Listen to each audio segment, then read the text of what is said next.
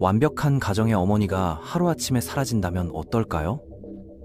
한 살 아기를 둔 젊은 엄마가 평범한 장보기를 마친 후 영원히 모습을 감춘다면 말입니다. 2018년 추수감사절, 콜로라도의 작은 마을에서 벌어진 이 충격적인 실종 사건은 전 미국을 떨게 만들었습니다.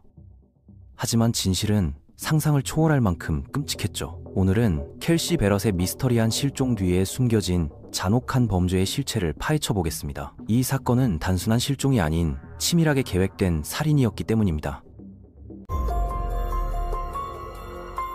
콜로라도의 우드랜드 파크는 로키 산맥의 웅장한 자연에 둘러싸인 평화로운 마을입니다. 이곳은 은퇴한 사람들과 자연을 사랑하는 관광객들이 즐겨 찾는 곳이죠.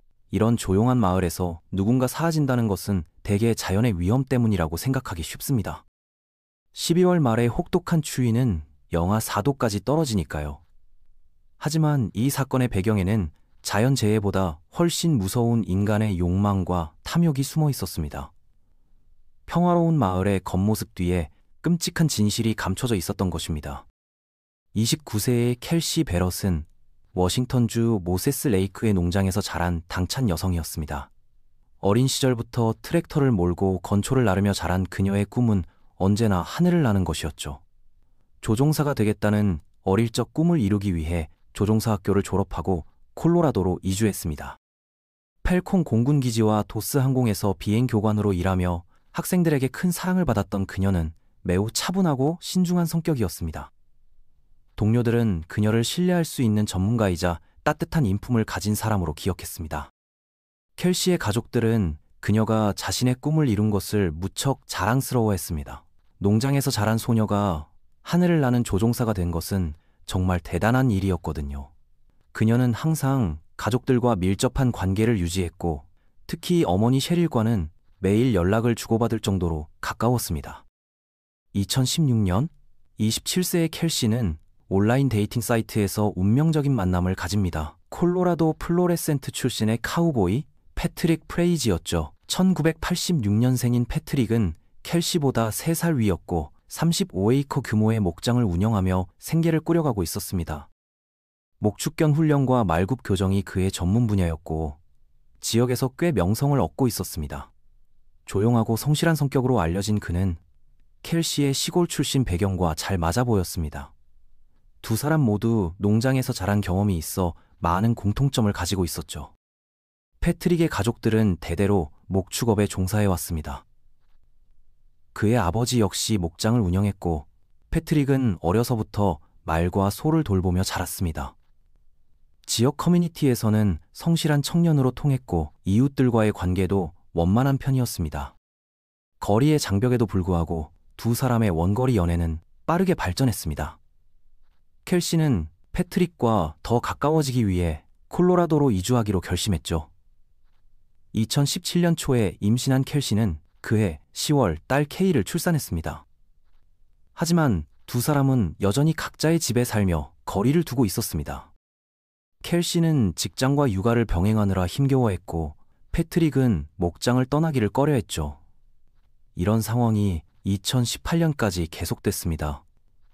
두 사람의 관계에는 미묘한 긴장감이 흐르기 시작했고 특히 딸의 양육권과 미래에 대한 의견 차이가 점점 벌어지고 있었습니다. 패트릭의 경제적 상황도 점점 악화되고 있었습니다. 목장 운영이 생각보다 쉽지 않았고 각종 대출과 생활비 부담이 그를 짓누르고 있었죠. 켈시와의 양육비 문제도 그에게는 큰 부담이 되고 있었습니다. 이런 상황들이 복합적으로 작용하며 비극의 씨앗이 되어가고 있었습니다. 2018년 12월 22일 추수감사절, 켈시는 한 살 딸과 함께 세이프웨이에서 장을 보는 모습이 감시 카메라에 포착됩니다. 오후 12시 27분에 촬영된 이 영상이 그녀를 살아있는 모습으로 본 마지막 기록이 될 줄은 아무도 몰랐습니다. 평범해 보이는 쇼핑 모습에는 아무런 이상함이 없었죠. 감시 카메라 영상을 보면 켈시는 평소와 다름없이 차분한 모습으로 쇼핑을 하고 있었습니다. 딸과 함께 추수감사절 음식 재료들을 고르며 행복한 표정을 짓고 있었죠. 그녀는 이날이 자신의 마지막 날이 될 것이라고는 전혀 예상하지 못했을 것입니다. 하지만 10일 후 그녀의 어머니 셰릴이 딸과 연락이 닿지 않는다며 경찰에 신고했습니다. 켈시는 매일 어머니와 통화하는 것이 일상이었는데 갑자기 연락이 끊긴 것이 이상했던 거죠. 어머니의 걱정은 점점 커져갔고 결국 경찰에 실종 신고를 하게 됐습니다. 경찰의 안전 확인 과정에서 켈시는 어디에서도 발견되지 않았습니다. 본격적인 실종자 수사가 시작되었죠. 수사관들은 당연히 그녀의 약혼자 패트릭에게 주목했습니다. 이런 사건에서 가족이나 연인이 첫 번째 용의선상에 오르는 것은 당연한 절차니까요. 패트릭의 집에는 FBI까지 포함된 수사진이 몰려들었고 지역 사회는 실종된 어머니를 위한 기도회를 열었습니다. 주민들은 켈시의 무사한 귀환을 기도했지만 시간이 지날수록 상황은 더욱 심각해 보였습니다. 겨울이 다가오는 콜로라도의 혹독한 날씨를 생각하면 생존 가능성은 점점 희박해져 갔습니다. 패트릭의 변호사는 그가 수사에 협조적이라고 밝혔지만 그의 진술에는 이상한 점들이 발견되기 시작했습니다. 그는 추수감사절 이후로 켈시를 보지 못했다고 했는데 약혼자를 10일간 보지 못하고도 신고하지 않았다는 점이 수상했죠. 더욱 이상한 것은 켈시 가족의 간절한 기자회견에도 그가 참석하지 않았다는 사실입니다. 일반적으로 연인이나 가족이 실종됐을 때는 함께 기자회견에 나서서 도움을 요청하는 것이 자연스러운 반응입니다. 하지만 패트릭은 언론 앞에 모습을 드러내지 않았고 이는 수사관들의 의심을 더욱 키웠습니다. 그의 행동 패턴이 평범한 걱정하는 연인의 모습과는 거리가 멀었기 때문입니다. 감시 카메라 영상과 휴대폰 통화 기록을 분석한 결과 패트릭의 진술에 모순점이 드러났습니다. 그는 켈시와 딸 케이의 양육권을 교환하기 위해 만났다고 했지만 실제로는 그날 오후 여러 차례 켈시 집을 드나들었던 것으로 확인됐습니다. 오후 1시 23분 켈시가 집에 들어간 후 패트릭만 오후 4시 30분에 나오는 모습이 포착됐죠. 켈시는 그 이후 모습을 드러내지 않았습니다. 이 시간대가 바로 사건의 핵심이었던 것입니다. 약 3시간 동안 켈시의 집에서 무슨 일이 일어났던 걸까요? 수사관들은 이 공백의 시간을 파헤치기 시작했습니다. 감시 카메라 영상은 거짓말을 하지 않았고 패트릭의 알리바이에 치명적인 흠집을 냈습니다. 더 놀라운 발견은 휴대폰 위치 추적 결과였습니다. 추수감사절 당일 두 사람의 휴대폰은 같은 지역의 기지국에서 신호가 잡혔고 저녁까지 크리플 크릭 방면으로 함께 이동한 것으로 나타났습니다. 11월 25일까지 켈시의 휴대폰에서는 활동이 계속 감지됐는데 마지막 신호는 아이다호의 기지국에서 포착됐습니다. 그녀의 직장에 일주일간 휴가를 낸다는 문자도 이때 발송됐죠. 하지만 켈시의 가족들은 이상하다고 느꼈습니다. 켈시가 휴가를 낸다면 반드시 가족들에게 미리 알렸을 텐데 이번에는 아무런 연락이 없었기 때문입니다. 더욱이 추수감사절 연휴에 갑자기 일주일 휴가를 낸다는 것도 이상했습니다. 휴대폰 기지국 추적 기술은 현대 수사에서 매우 중요한 도구입니다.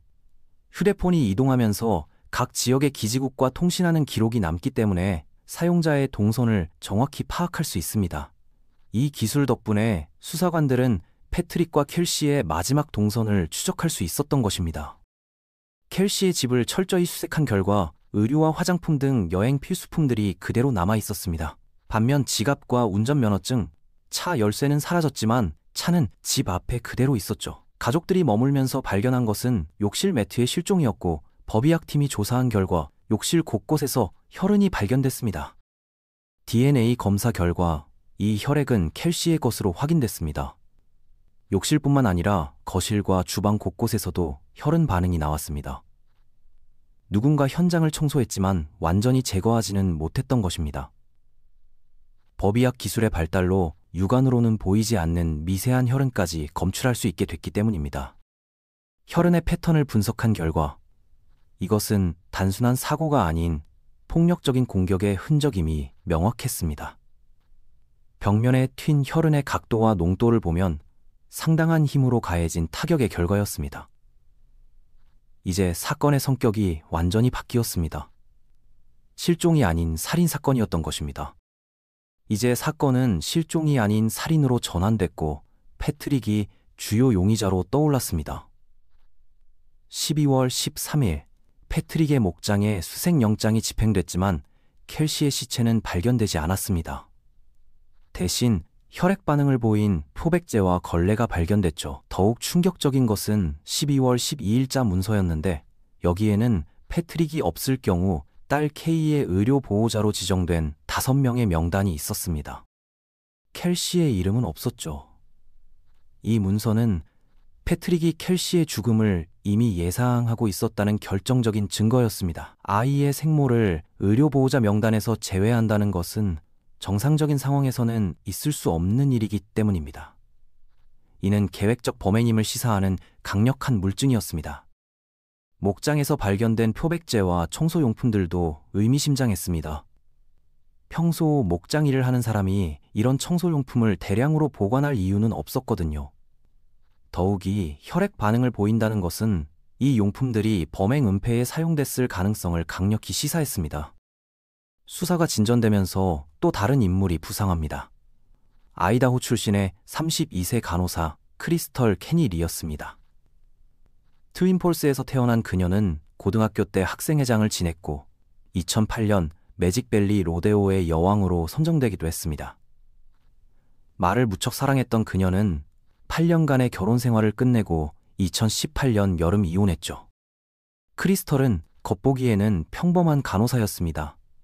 병원에서 근무하며 환자들을 돌보는 성실한 직장인이었고 지역 사회에서도 좋은 평판을 받고 있었습니다.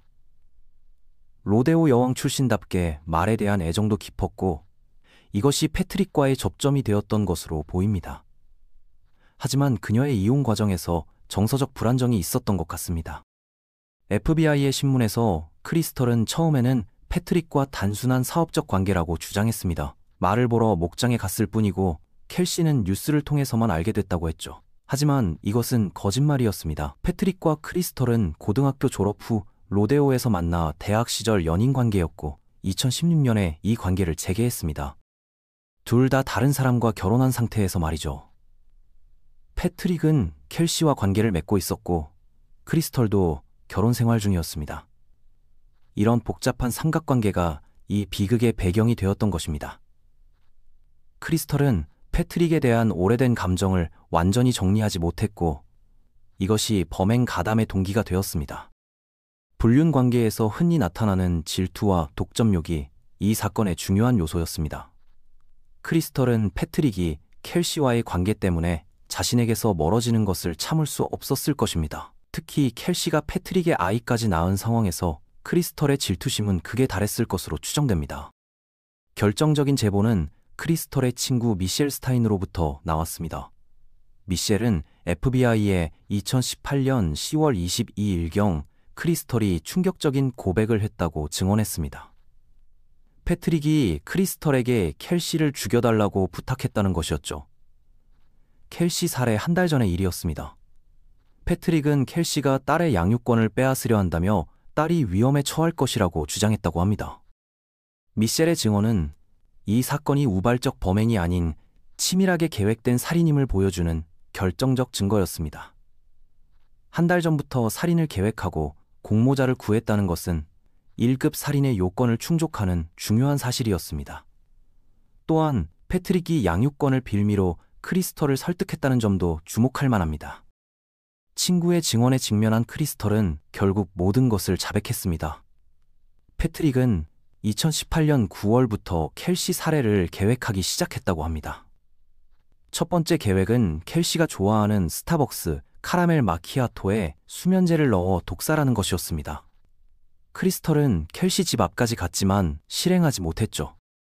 두 번째는 금속 파이프로 공격하는 계획이었고 세 번째는 야구 배트를 이용한 것이었습니다. 모두 실패했습니다. 크리스털의 양심이 마지막 순간에 그녀를 멈춰 세웠던 것 같습니다. 하지만 패트릭의 압박은 계속됐고 결국 그녀는 범행에 가담하게 됩니다. 이런 여러 차례의 시도는 범행의 계획성과 잔혹함을 더욱 부각시켰습니다. 각각의 실패한 계획들을 보면 얼마나 치밀하게 준비됐는지 알 수 있습니다. 켈시의 일상과 취향을 파악해 독살을 시도하려 했고 흉기도 여러 가지를 준비했습니다. 이는 단순한 우발적 살인이 아닌 극도로 계획적이고 악질적인 범행이었음을 보여줍니다. 인내심을 잃은 패트릭은 결국 직접 나섰습니다. 12월 22일 오후 4시 30분 켈시 집에서 나오는 모습이 카메라에 포착된 직후 그는 크리스털에게 전화를 걸었습니다. 콜로라도로 와서 치워야 할 엉망진창이 있다고 말하면서 24일까지 오라고 지시했죠. 크리스털은 전 남편에게 친구 파티에 간다고 거짓말하고 친구 메간의 차를 빌려 콜로라도로 향했습니다. 이 전화통화 내용은 패트릭이 이미 켈시를 살해한 직후였음을 시사합니다. 치워야 할 엉망진창이라는 표현은 살인 현장을 의미하는 것이었죠. 크리스털도 이 표현의 의미를 정확히 알고 있었기 때문에 즉시 콜로라도로 향할 수 있었던 것입니다. 이는 두 사람 사이에 이미 범행 계획이 공유되어 있었다는 증거였습니다. 크리스털은 표백제, 장갑, 헤어캡, 신발 커버를 준비해 갔습니다. 이미 살인 현장을 청소하러 간다는 것을 알고 있었던 거죠. 켈시의 집은 피로 범벅이었습니다.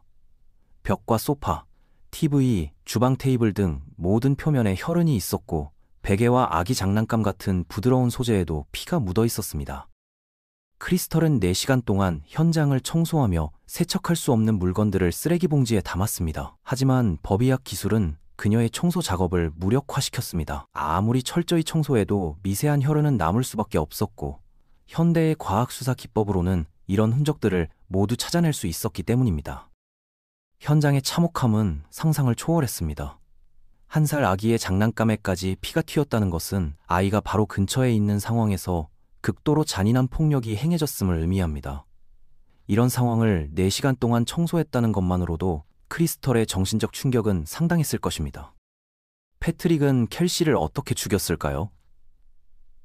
크리스털의 증언에 따르면 패트릭은 추수감사절 오후 켈시를 집으로 유인했습니다. 여러 양초향을 맡아보자며 그녀의 눈을 가린 후 1살 딸이 바로 근처 유모차에서 자고 있는 상황에서 야구 배트로 켈시를 잔혹하게 살해했다고 합니다. 얼굴을 너무 세게 가격해 이빨이 빠질 정도였죠. 켈시의 마지막 말은 그만해주세요 였다고 합니다. 이 증언은 법정에서 모든 사람들을 경악시켰습니다. 아기가 보는 앞에서 어머니를 잔혹하게 살해했다는 사실은 패트릭의 인간성에 대한 의문을 제기했습니다. 양초향을 빌미로 켈시의 방심을 유도한 것도 극도로 계획적이고 비열한 수법이었습니다. 켈시가 마지막 순간에 한 말은 그녀의 절망과 공포를 그대로 보여줍니다. 자신을 사랑한다고 했던 남자가 갑자기 자신을 공격하는 상황에서 그녀가 느꼈을 배신감과 두려움은 상상하기 어려울 정도입니다. 더욱이 1살밖에 안 된 딸을 두고 죽어야 하는 상황이었으니 얼마나 억울했을까요? 시체 처리도 계획적이었습니다. 패트릭은 켈시의 시체를 헛간의 건초 더미 위 자루에 숨겼고 이 이후 크리스털과 함께 시체를 목장으로 운반해 구유해서 태웠습니다. 켈시 집에서 가져온 피 묻은 물건들도 함께 소각했죠. 경찰은 나중에 패트릭 목장의 화재 흔적 근처에서 사람의 이빨을 발견했습니다. 시체를 소각한다는 것은 증거 인멸을 위한 극단적인 방법입니다. 하지만 완전한 소각은 생각보다 어려운 일이고 결국 이빨과 같은 단단한 조직은 남게 됩니다. 패트릭과 크리스털의 범행은 치밀해 보였지만 결국 과학수사의 힘 앞에서는 속수무책이었던 것입니다. 크리스털은 켈시의 휴대폰을 아이다호로 가져가 마치 켈시가 살아있는 것처럼 가장하는 역할을 했습니다. 하지만 이것이 살인범들의 치명적인 실수가 됐죠.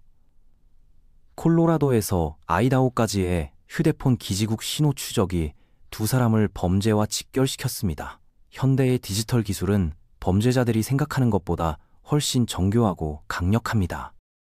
켈시인 척 문자를 보내고 전화를 받는 것도 쉽지 않은 일이었을 것입니다. 켈시의 말투와 행동 패턴을 완벽하게 흉내낸다는 것은 불가능했죠. 가족들이 이상함을 느낀 것도 이런 이유 때문이었습니다. 아무리 가까운 사이라도 다른 사람을 완벽하게 흉내낼 수는 없는 법입니다. 2018년 12월 21일 패트릭 프레이지는 켈시 베럿 살해 혐의로 체포됐습니다. 시체도 물리적 증거도 없는 상황에서 크리스털의 증언이 유일한 무기였죠. 크리스털은 증거인멸 혐의만 받는 조건으로 검찰과 협력 거래를 했습니다. 그녀는 패트릭을 사랑했지만 그의 어두운 면을 두려워해 범행에 가담했다고 주장했습니다. 시체 없는 살인사건, 노바디 호미사이드 케이스는 수사와 재판에서 매우 어려운 케이스입니다. 직접적인 물리적 증거가 부족하기 때문에 정황 증거와 증언에 많이 의존해야 하거든요. 하지만 이 사건에서는 크리스털의 상세한 증언과 다양한 정황 증거들이 완벽한 퍼즐을 만들어냈습니다. 재판 중에는 더욱 충격적인 사실이 드러났습니다. 패트릭의 동료 수감자가 증언에 나서 패트릭이 16개의 쪽지를 통해 주요 증인들을 제거하라고 지시했다고 폭로했죠. 켈시의 어머니와 크리스털까지 포함된 암살 명단이었습니다. 이는 패트릭이 감옥에서도 범죄를 계획하고 있었음을 보여주는 충격적인 사실이었습니다. 감옥 내에서 증인 살해를 계획했다는 것은 패트릭의 위험성을 더욱 부각시켰습니다. 이미 한 사람을 살해한 후에도 반성이나 후회는 전혀 없었던 것이죠. 오히려 자신의 범행을 숨기기 위해 더 많은 사람들을 죽이려 했다는 것은 그의 냉혹함을 보여주는 대목입니다. 3시간 30분의 배심원 심의 끝에 패트릭은 1급 살인 유죄 판결을 받았습니다. 종신형에 156년을 추가한 형량이 선고됐죠. 살인 동기로는 재정 문제가 지목됐습니다. 아버지 유산을 둘러싼 40만 달러 규모의 가족 분쟁과 7만 러의 대출 연체, 매월 700달러의 양육비 부담 등이 복합적으로 작용했던 것으로 보입니다. 결국 돈 문제가 이 끔찍한 살인의 근본 원인이었던 것입니다. 패트릭에게는 켈시가 사랑하는 연인이 아니라 재정적 부담을 주는 존재였던 것이죠. 양육비와 생활비 부담을 없애기 위해 아이의 어머니를 살해한다는 발상 자체가 정상적인 인간의 사고로는 이해하기 어려운 일입니다. 크리스털은 중죄 증거 인멸로 3년형을 선고받았지만 2021년 콜로라도 항소법원이 합의 조건을 초과했다며 18개월로 감형했습니다. 그녀는 2021년 3월 가석방됐고 패트릭은 여전히 감옥에 있습니다. 켈시와 패트릭의 딸 케이는 현재 6살이 됐습니다. 이 아이는 평생 아버지가 어머니를 살해했다는 사실을 안고 살아가야 합니다. 크리스털의 형량이 상대적으로 가벼운 것에 대해 켈시 가족들은 분노했습니다. 비록 직접 살인을 하지는 않았지만 범행을 도왔고 증거 인멸에 적극 가담했기 때문입니다. 하지만 그녀의 증언 없이는 패트릭을 유죄로 만들기 어려웠기 때문에 어쩔 수 없는 선택이었습니다. 딸 케이의 미래가 가장 걱정됩니다. 이제 6살이 된 이 아이는 언젠가 자신의 아버지가 어머니를 살해했다는 끔찍한 진실을 알게 될 것입니다. 현재는 켈시의 가족들이 아이를 돌보고 있지만 이런 트라우마가 아이의 성장에 어떤 영향을 미칠지 걱정스럽습니다. 평범한 추수감사절 쇼핑에서 시작된 이 사건은 치밀한 살인 계획과 잔혹한 범죄의 실체를 드러냈습니다. 한 아이가 평생 어머니 없이 살아가야 하는 비극을 남긴 채 말입니다. 켈시 베럿은 단순히 통계상의 피해자가 아니라 꿈과 희망을 가진 한 사람의 어머니였습니다. 이 사건은 가정폭력과 친밀한 관계에서의 범죄가 얼마나 위험한지를 보여주는 사례입니다. 겉으로는 평범해 보이는 여인 관계에서도 돈이나 양육권 같은 문제로 극단적인 상황이 벌어질 수 있다는 것을 우리에게 경고합니다. 켈시의 희생이 헛되지 않으려면 이런 비극이 다시는 일어나지 않도록 우리 모두가 경각심을 가져야 할 것입니다. 시청해주셔서 감사합니다.